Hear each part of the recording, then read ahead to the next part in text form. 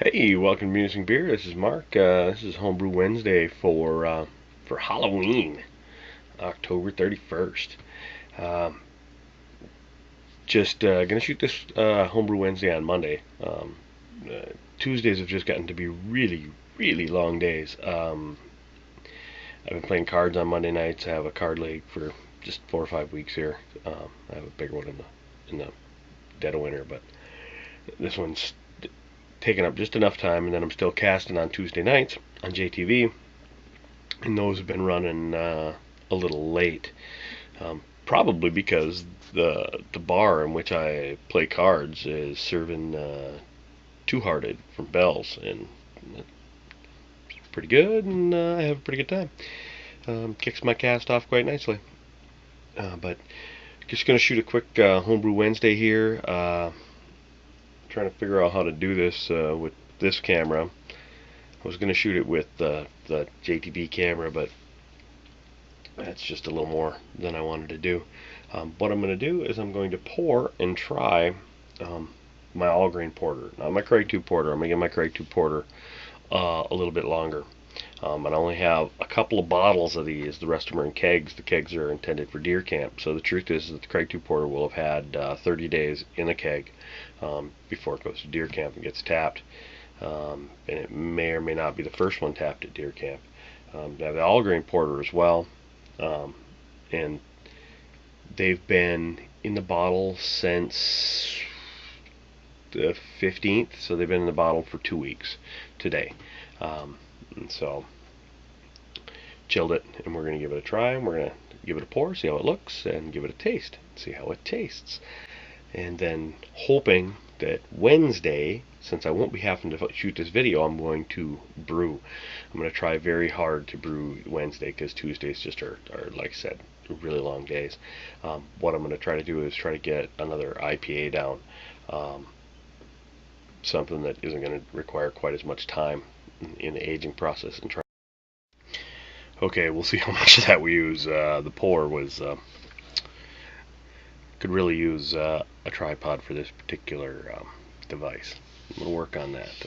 Can't be that hard to find one. But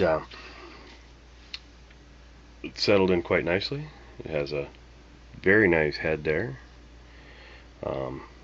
Fairly substantial, looks like, anyway. Pretty dark.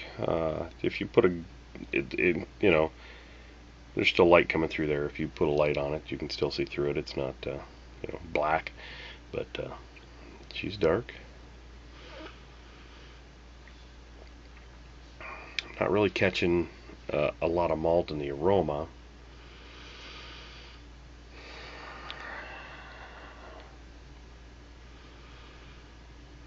The aroma is pretty clean, actually. I'm not sure what I would put in that. Certainly not a hop presence, which there wouldn't be. It's a pretty low hopped porter. Let's see how it tastes.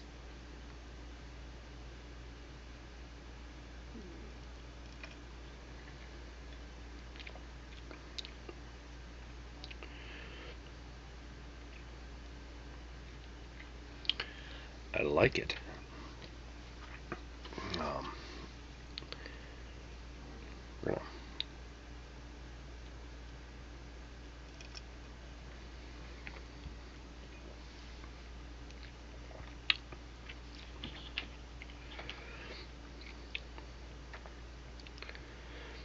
I definitely get some of the roast in there. Um, it's really not got any bitterness to it. It's nice and smooth. Like I said, it's got a pretty persistent head. It's pretty happy with it at the moment. I'm gonna pause the video and give it about, I don't know, 2 or 3 minutes to gain a little more temperature. It was probably at 46, 47, which isn't bad. But this one should survive a little warmer than that. So we're gonna let it warm up just a touch, and then we're gonna retry it and see how she changes. All right, be back in a minute or two. Alright, it's been a couple of minutes and I better get back to it because I might have been cheating here a little bit. I like it well enough that I've been testing to see how she was warming up.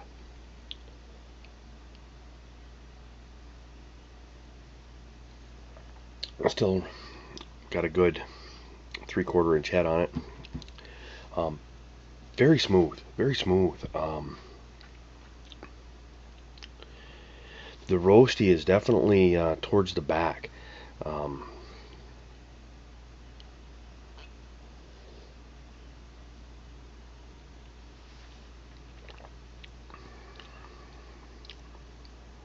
And definitely a little more pronounced now that it's gained just a few degrees. It's probably only been 2 minutes, 3 minutes maybe.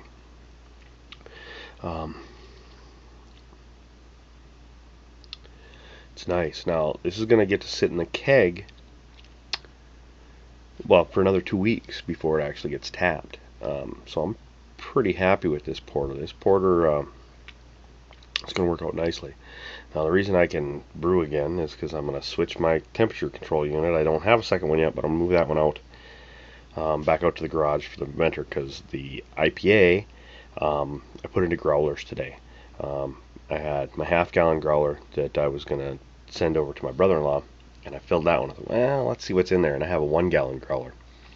And I didn't actually fill the 1-gallon growler. It was only a 3-gallon batch to begin with, and I'd already pulled one full growler off, and then I'd been, sampling it here in the tap room, which is what we should call the computer room now, I suppose, is the tap room.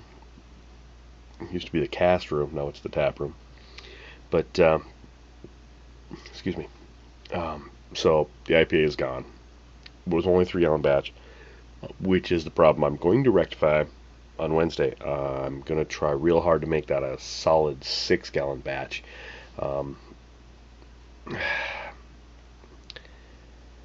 I was going to try to have no adjunct in there, and I have enough to do that. What I found with the IPA was I wanted it hoppy enough that I didn't really think that using up a ton of specialty grains was valid. I thought it was kind of a waste of the grains, because the hop character was strong enough that it pretty much overpowered the grain. So it's mostly going to be 2-row. I thought it was a little thin. I'm thinking about adding a pound of oats to it, and maybe a pound of Special B, because if any roast character comes to it all, it's one of the ones I really like, and for a couple of dollars I might as well throw it in there. I have a bag. I have some biscuit, but I'm kind of saving that because I was going to do Heavy Riff Beers pumpkin, and I have most of the stuff for that, but I probably won't do that one until later in the month. Pretty much have an eye towards deer season at the moment, and I'd like to have an IPA out there, mainly because I'm going to have the porters out there, and I like to bounce back and forth, because I think what really brings out the hops in an IPA is to either precede it and or follow it with something rich and malty, like the porter. And the same as I think that drinking the IPA and then, drinking the porter, it really brings out the malt in that one. Not quite as much if the porter is second, mainly because some of the IPAs are pretty punchy in the face, and so your palate gets a little waxed on that. But that's basically what we have going on at the moment. Fridge has got, well, right now it's got 1.5 gallons an IPA in it, but half a gallon is kind of spoken for. I also have a 1/2 gallon of brown from a local brew pub and another growler in there. So I'm in pretty good shape for the time being. And I think I still have a few Oktoberfest Leinenkugels, I think is the Oktoberfest that I have in there. And so the fermenter out in the garage is empty at the moment, but we're going to move that controller over there. I've also put a indoor-outdoor thermometer, you can see there, on top of that I put inside that fridge, and I'm trying to calibrate it with my unit. And I have it set on outdoor, and I have the probe inside there, trying to see where it sits on that. to see if I can get that reasonable with just the dial inside the mini fridge.